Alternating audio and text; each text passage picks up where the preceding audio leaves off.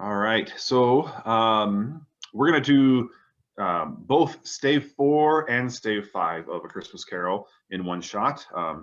Today was actually the last day of school, so to give Nick a break, we're gonna, let him take the Christmas break off.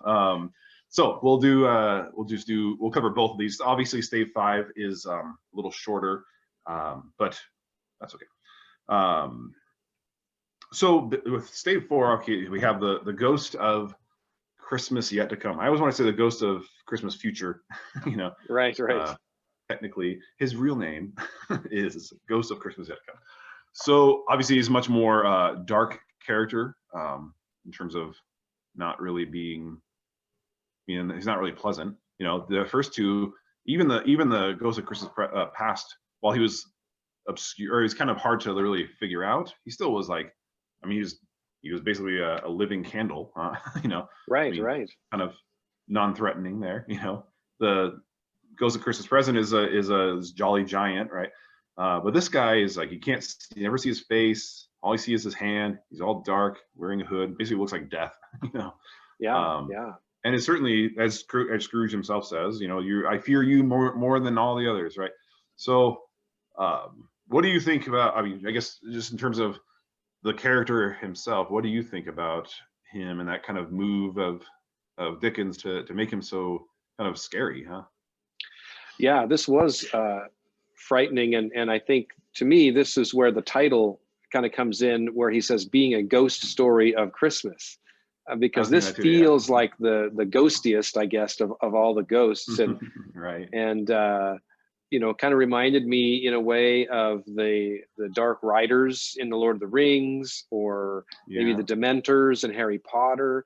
This was maybe, I don't know, where Tolkien and J.K. Rowling got their inspiration for those, but I guess maybe the character of the Grim Reaper has been around for a while, and I don't know, whether Dickens contributed to our to the imagination and what death looks like, or if he was borrowing off of another tradition. But I was fascinated by this character who doesn't speak and just points, and you can't even see it except for that thin hand. Yeah. Certainly he's got that Grim Reaper kind of look to him, and certainly he's I wouldn't want to meet this guy in a dark alley. No. And it's interesting to ask, why Dickens would have made him look like that. What's so frightening about it? We know what's frightening about Scrooge's future, but is there something, would our future look the same way, I guess, if the ghost of our Christmases to come appeared to us? That's a good question. Yeah. I guess another question we could ask is what if this ghost had appeared to him first? Or what if Scrooge, where he was at before in Stave 2, like the kind of person he was, what if this is how the first ghost appeared to him? Like, it would have been here. He's really, like, the whole time he's just like, I'll go wherever you send me, even though I'm terrified, right? Like, he probably would not have had the strength to do that initially, but there's been such a transformation with the first two already that now it's like he's prepared for it, which I kind of like. That's that idea true. that, like, he wouldn't have been able to do that before. Now he's actually has the strength to endure the gravity of what this ghost has to show him. Yeah, I hadn't thought about that, but I think you're right. I think he has been prepared for how frightening this will be. Yeah. Because he says, like, I know that you mean me good, and you have lessons to teach me, and I want to hear them. And I'm intent. It's funny because even still, he's like, I'm not intent to be the man I was. I already want to change. Well, then there's still more stuff that Ghost is showing him. Well, so obviously he's changed in terms of, like, he's ready to be a different man, but he's not ready. Like, he thinks he's ready, and in some ways he is, but he's not quite. There's still a little more transformation he needs. Yeah, maybe this is what he needs to be completely committed to it. For the long haul. Maybe if he would have only seen his past and his present, he would have, done what he could to help people and to be a little bit more spirited. But now he's got that long view. This has eternal, permanent ramifications. And so he Yeah. needs kind of this eternal, permanent conversion, really. Yeah. Yeah. Yeah. It really is just a conversion story. Yeah. There's a couple of things in here that I noticed were a little oops, I'm in the wrong chapter. That's why I can't find it. He's got I don't know how I say it, like I'm not entirely sure like what the point was of like the first few times, first few things that Ghost shows him are like these acquaintances that he had. He would meet them on the street, and like the first two interactions he saw were like just very like totally trivial. Like the ghost is pointing out, listen to this conversation, and it's just like meaningless. Good morning, how are you? Good to see you. And then they walk off, and Scrooge is like, I don't know what that means, but I'm gonna ponder this, and I'm gonna keep these words in my mind because the ghost is showing me this for a reason, right? Which I like that. I'm like, oh, what's gonna be the reason, And then I don't know. Do you think that reason is revealed, or is the reason just that look how trivial this is? You're just like these guys. You have nothing to live for. Oh, I think they're talking about Scrooge. I think, and he's not realizing. So, like when they say, "When did he die?" Well, last night, I believe. Why? What was the matter with him? I thought he'd never die. What has he done with his money? I haven't heard. Left it to his company, perhaps. He hasn't left it to me. That's all I know. So they're just, exchanging these pleasantries as he describes them. I don't mind if there's going to be a lunch provided. I'll go if they're going to provide lunch. Right. And they're talking about Scrooge's funeral and Scrooge, but I think it slowly gets revealed to Scrooge that all of this is about him, except for the piece about Tiny Tim and the Cratchits. That's how I took it. I think, yeah. I mean, you're right. That exchange was obviously, yeah. They're talking about him. He's dead. He's not really. He's thinking because the whole time he keeps thinking, I'm looking for my future me. He's kept expecting himself to come around the corner like in the other two ghosts. But he's not really quite pieced together like I'm gonna die. There was one exchange though where it was like, and it was very brief. It was like two men came up to each other. One said, "Good morning. How are you?" And the other one said, "Good. How are you? Fine weather. Yes, it is. See you later." And it was just like this very like totally trivial thing. And I can't find it now. Oh, yeah, I don't remember that. It struck, and that was the part where Scrooge was like, "I'm not going to forget what they said." Oh, here it is. Never mind. Didn't find it. I thought I found it. Okay, I do remember him saying, "I'm going." Yeah, that it was right after that conversation with those two guys. Right. Yes. This was, I don't know where it's at on your, this is on page 58 of the PDF that we sent home, but it's Scrooge was at first inclined to be surprised that the spirit should attach importance to conversations apparently so trivial. Okay, so just above that, okay, so it's different men of business, very wealthy and of great importance. He had made a point always of standing well in their esteem from a business point of view. How are you? How are you? Well, said the first, old Scratch has got his own at last, hey? So I think old Scratch is supposed to be Scrooge there. I think so, yeah. And that's all they say about maybe that's it. Maybe that it was so trivial because he had died and it didn't really impact them. It was nothing more than just saying, oh, how's the weather today?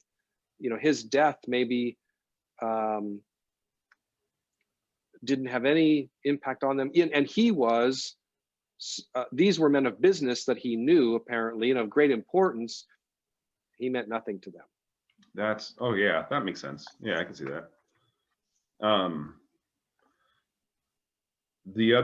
I guess the other thing too, going back to the whole idea of like, he's dead, he doesn't know he's dead, that maybe, the real lesson and all, because the whole thing that keeps haunting him is he hasn't quite grasped. He knows it's him. He sees himself under the sheet. He knows they're talking about him, but there's still some part of him that hasn't really sunk in yet.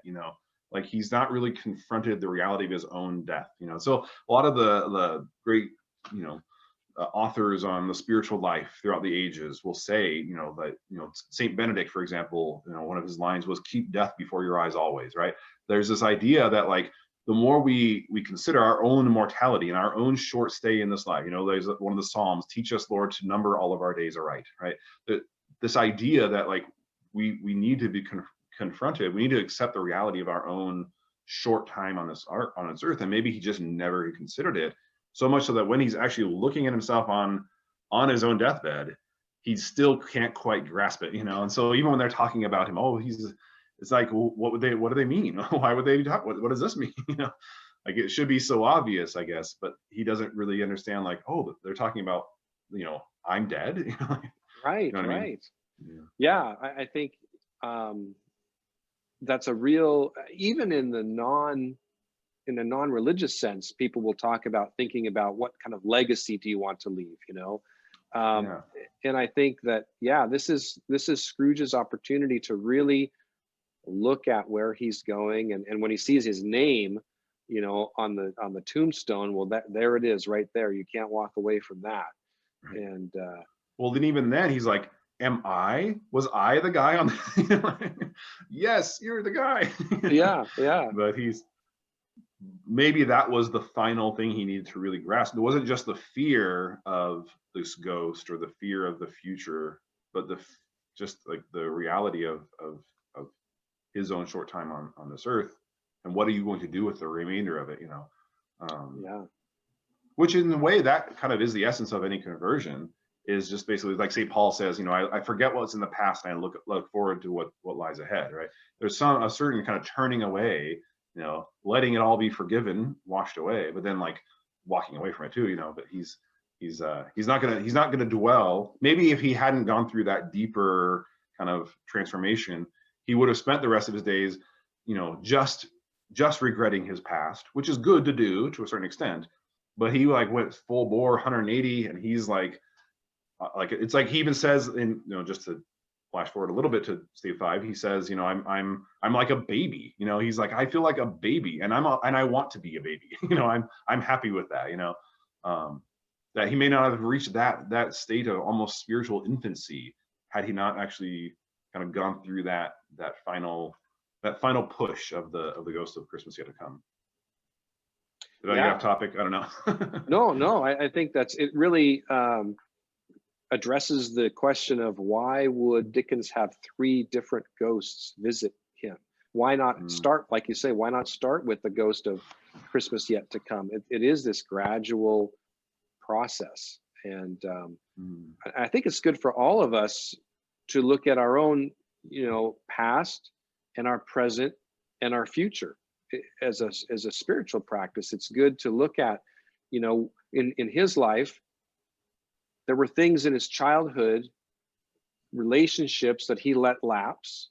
There were rough times that he went through, and those kind of made him who he was, but also the choices that he made in that led him to where. So he kind of doing this self-examination.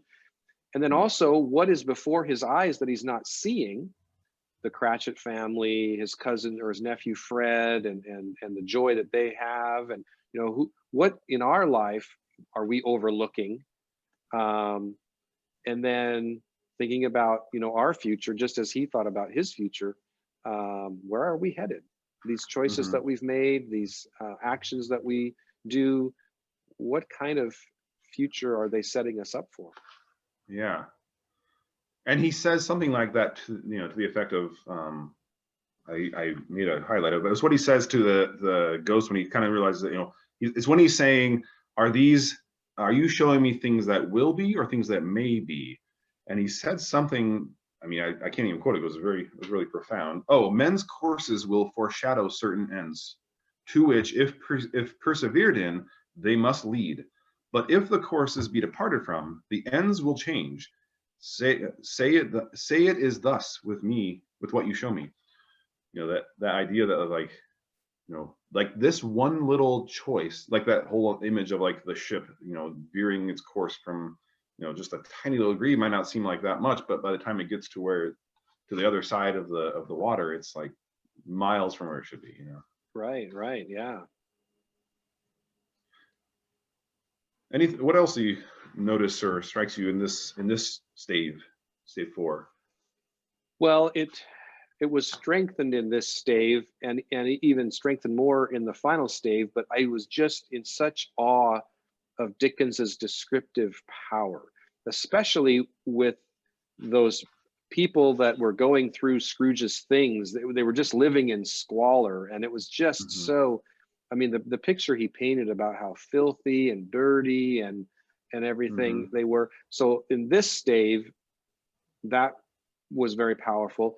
But in the last stave, and I don't want to get too far ahead, but just the joy that he had and the excitement that he had. And Dickens, it just made me admire him as a writer all the more, that he was able to craft just with the language that way. Yeah. Yeah, no, I think it's powerful how he does that.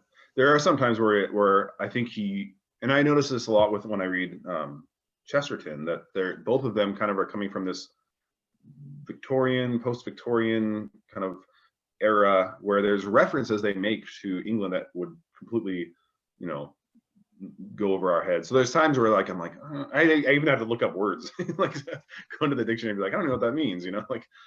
Yeah, charwoman. I had to look up charwoman. Right. Yeah, I can't remember. There's a few words I had to look up there. I don't remember what they were now, but yeah, they're. So there's a couple times where I got lost a little bit in the verbiage, which to us, if you're spending too much time trying to figure out what he's saying, it just seems verbose. But to someone at his time, it would have been like, oh yeah, I know what he's talking about. Right, right. But those times when we can catch it, yeah, you're right. He's very masterful at creating that image, the painting a picture that speaks 1,000 words. Yeah. Should we move to stave 5? Let's do that. So this is stave 5. That'll be the icon that I use for the thumbnail. All right. Yes. Okay. So, I guess one of the things that I really liked, or actually, before we go into that, what do you think about the name of this stave? Like, what do you make of that? Why does he call it the end of it? That's a great question. I just kind of cruised right by that when I was reading. So the end of what? I guess it's the end of the experience, this night of lessons for him, this night of traveling through his life.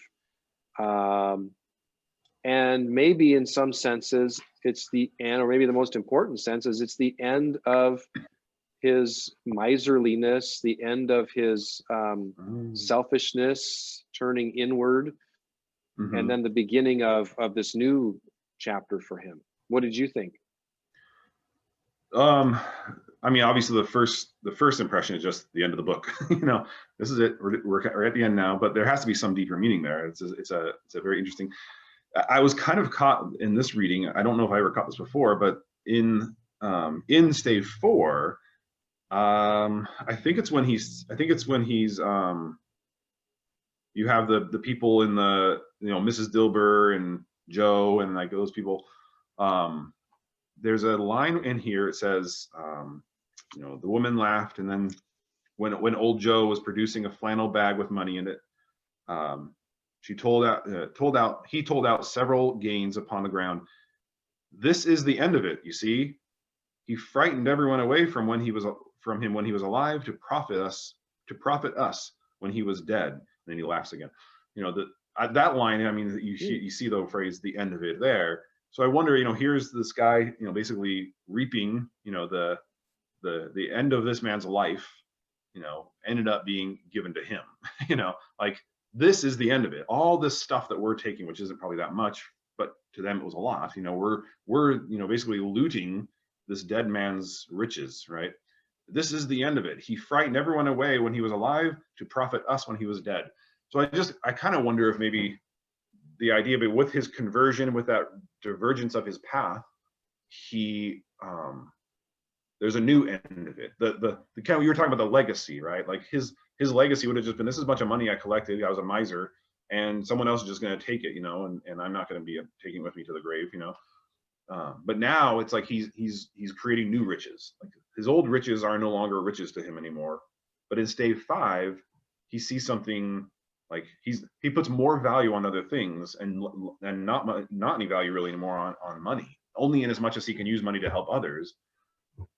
But I don't know. I guess I wondered if maybe that line, which I hadn't ever seen before, and it's not really, doesn't show up in like the movies or anything. But I just wondered if maybe that was the idea that there's a new end. There's a new end of it. But it's still a funny phrase, the end of it. You know. Well, I wonder if he's playing on the double meaning of the word. You know, we talk about the end of something as like the ultimate goal. Like when that phrase, "the ends doesn't justify the means."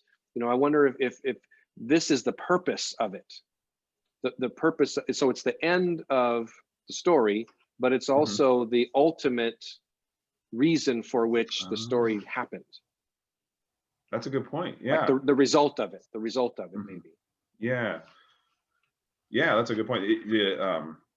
In Greek, they had a word for, they called it the telos, like the purpose for something being created, like the reason why it exists. Right? Maybe that's a good. I didn't think about that. Yeah, that the end is really, you know, he's fulfilling who he's supposed to be. You know, as opposed to who he would have ended up just becoming a miser who died and left nothing. You know, and then probably is damned forever. You know, like this is like it's a very dark. He doesn't have a good future. So, but now it's different. Now he's actually he's fulfilling his purpose. Even if he only has a few years left, it's like he's so changed that he may be an old man, but he's really a baby. You know, a neophyte, as the early Christians called them, a neophyte. You know, a new creature, right? Like you come out of the baptismal font, you're like a baby. You know, there's like that spiritual infancy. I don't know. And no matter how late in life that happens. Right. Yeah. And in a way, maybe this is like his baptism in a way, into a new life. Yeah.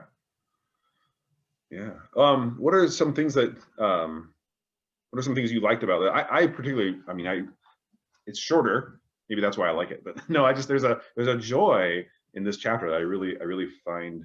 I particularly really like how every little thing stands out to him. You know. Like he goes, when he first wakes up, he goes through his room. That's where Jacob, even things that were terrifying at the time, now he looks back on, like, that's where Jacob Marley came. That's where he sat. That's where I saw all those ghosts out the window. That's where, you know, and everything's new to him and joyful, you know, even if at the time they were terrifying and unsettling. You know? So, and even the little things that the kid says out the window, it's like, you know, what a delightful child. Oh, all he did was say hello. You know, like, right. Yeah, I got that exact same response too. It just exudes joy, and I don't know. I mean, it was very moving to me too, as he began to try to make changes and purchasing the turkey and sending it and going to his nephews, and I don't know. It was just so gratifying to see, and you know, I suppose. You know, it maybe is a little overly sentimental or something, but I love that kind of stuff. You know, I'm a sucker for sentimental stories. And so, no, I'm with you. It really was the best of all possible endings, I think. Even though I knew what was coming, there's just something about experiencing it again and kind of perching on Scrooge's shoulder as he does, as he goes through this, you know, and getting to kind of live through it with him. Yeah. No, I agree. I was actually kind of thinking, like, you know, I probably won't read this every year around this time of year, but maybe I'll start reading just the last chapter every year. You know, it's short enough and it's so joyful. You know, but, yeah, it really is. Yeah. Well, what else stood out to you about this, or just maybe some closing remarks on the book as a whole, or what do you think?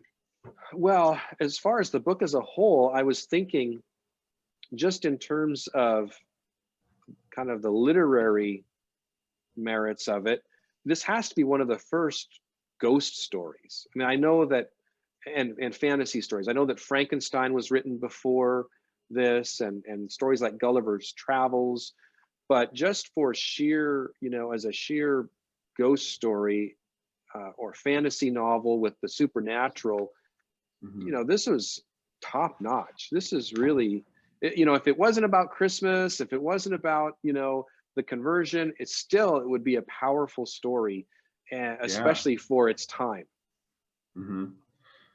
Yeah, I agree. I was thinking actually as we were going through how much of a lot of fantasy genre, the fantasy genre probably drew a lot from this. This is kind of like the father, if you will, of the um of this, and not only that, but like, he like, we take for granted ghost stories. There's been so many of them out there, and both in movies and in literature and everything. But yeah, I think this probably was one of the first real, like this probably wasn't a thing that was done. Like, let's tell ghost stories, So he Right. maybe introduced a kind of a new genre of literature in some ways. And the fact that it's about Christmas and has a happy, I mean, normally ghost stories are, I mean, the kind of, I guess the stereotypical ghost story would be like the haunted house and they chase you away, and it's meant to Hmm. frighten you, or it's meant to, teach you I don't know, some darker lesson or something. Hmm. But this ghost story, these were kind of benign ghosts. Even the ghost at the end, the ghost of Christmas yet to come, as frightening as it was, Scrooge knew it in his heart that this was for his own good. And I, I, I thought it was just, really, it affirmed me just how great the story is. Yeah, yeah, you're right. I think that people probably, when they think of ghost stories, or when people watch anything from that genre, it's like, now it's like, well, we just like the fear factor. We like to just be afraid, and there is probably some part of, maybe not everybody, but you know often I'm kind of one of those people. I kind of like to be scared. We like to go to haunted houses or things like that. There's something, maybe it's that idea of like, I want to see if I can overcome my fear. But there's a deeper purpose. When you mentioned Frankenstein, you mentioned like, well, picture Dorian Gray is probably another one where it's like, Oliver Wilde wrote another, was it the Canterbury Ghosts, I think. He wrote a Uh-huh. short story about ghosts. Like, I think those authors at that time, they weren't just trying to scare people. They were using that as for a much deeper purpose. Yeah, I don't Edgar know. Allan Poe, for instance, Yeah. the Telltale Heart and Hmm. the Cask of Amontillado. Those are kind of gruesome, but when we read Edgar Allan Poe, we, at least when I was younger anyway, I would come up away from those thinking, boy, this guy was a really disturbed individual, this Edgar Allan Poe guy, dwelling on all of these, morbid things, and you don't get that with A Christmas Carol. I don't, I feel, the joy of Scrooge at the end, Hmm. and I'm glad that he was able to have this turnaround Yeah, where I the like you know the the fall of the House of Usher, the whole house is collapsing on itself, and that's the end of the family, and right.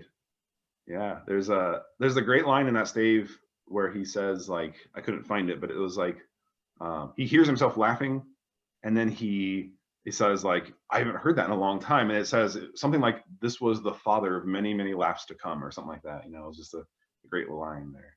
yeah, and he hadn't done it in so long. Yeah, let's see if I can find that, because it is a great, yeah, his own heart. Well, no, this is a different one, but his own heart laughed, and that was enough for him. Hmm. Because it is his heart Yeah. laughing. It's his very being, and I think that's, we just came out of Gaudete Sunday, and trying to capture the true joy of what it means to rejoice versus just being happy. In a way, Scrooge tried to be happy by accumulating wealth, and his Hmm. nephew Fred saw right through that at the very beginning in that exchange where, Scrooge says, "What right have you to be merry? You're poor." And he says, "Well, what right have you to be morose? You're rich." Hmm. And he's, you know, somewhere along the way, Scrooge got lost in seeking the money that he was, hoarding. He lost Hmm. his way to finding happiness, and now he's found it again as true joy from the heart. Yeah. Yeah. And even in that paragraph, it's like comparing what the laughter in his own heart with the laughter. So the others were laughing at him because they don't understand his joy. But they don't understand his, some people laugh to see the alteration in him, but he let them laugh, and little heeded them. That there's kind of like this spirit in the world, if you will, of like, we laugh and there's a mockery laughter, you know what I mean? Like there's a laughter of joy and then there's a laughter of mockery, you know, and he had found the true laughter, you know, of joy, rather than just those who laugh because they want to tear down rather than build up, kind of thing, you know. And it didn't even bother him, you know, like, well, I think there's a good lesson for us in that too, because I marked that as well. He let them laugh and little heeded them, for he was wise enough to know that nothing ever happened on this globe for good, at which some people did not have their fill of laughter at the outset. So it's almost like, being a fool for God. You know, you do good, people are going to laugh at you no matter what. Just ignore them, and do good anyway, and laugh and express joy, and yeah, some people won't get it. Yeah. But that's okay. Yeah. By the way, earlier I think I said Oliver Wilde instead of Oscar Wilde. I don't know. Oh, Oscar Wilde. Oh, yeah. Maybe I was thinking Oliver Twist. Right. So one last question, unless there's anything else you can think of. No, go ahead. So this is the most important question of all. What is your favorite adaptation? Oh, no question. Muppets Christmas Carol. Good job. All right. Is that yours too? We didn't rehearse that. No. I think it's a self-evident fact that the Muppet Christmas Carol is the best adaptation. Obviously. No doubt. We're going to watch it this weekend in my house, I know. Good. Excellent. Yeah. That's great. No. Yeah, this has been fun. Thank you so much for doing this, and hopefully other people in our community have enjoyed reading along with us. And a little heavier undertaking in terms of, we were just doing short stories that were just a few pages each week, but this was seemed like a nice little Advent project, and so I've enjoyed it. It's been nice to kind of read it and discuss it, just because it kind of makes you think about it a little more deeply when you're discussing with other people. And so thank you. Oh, thank you, Father. I think a short book like this, and one that you're really familiar with, it's easy to just kind of skim through it if you're going to read it, but having to read it deliberately and talk about it really did make it come alive more for me, and I really enjoyed our conversations about it. Yeah. Well, thank you, and Merry Christmas. Merry Christmas to you too. I may not see you before then, but Merry Christmas to all of our parishioners and all of our school families, and we'll see you, if not before, we'll see you after the new year. And God bless us, everyone. Good. Well done. That's a good way to end it. Yeah. All right. Thanks, Father. Thanks. Bye-bye.